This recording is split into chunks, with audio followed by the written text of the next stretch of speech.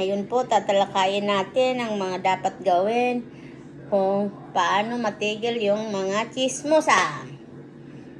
Kasi ganito yun guys. Kapag chinichismis ka ng mga chismosa at nanginit yung tenga mo at naging red yung tenga mo, ibig sabihin nun, chinichismis ka ng mga chismosa. Kasi maraming mga chismosa.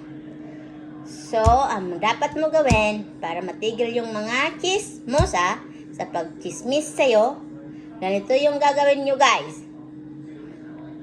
Ready na ba kayo? Ganito guys. Like this. Itong gagawin nyo guys kapag sinichismis kayo ng mga chismosa. Ganito.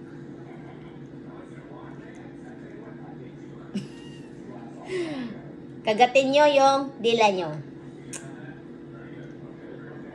Para makagat din nila yung dila nila.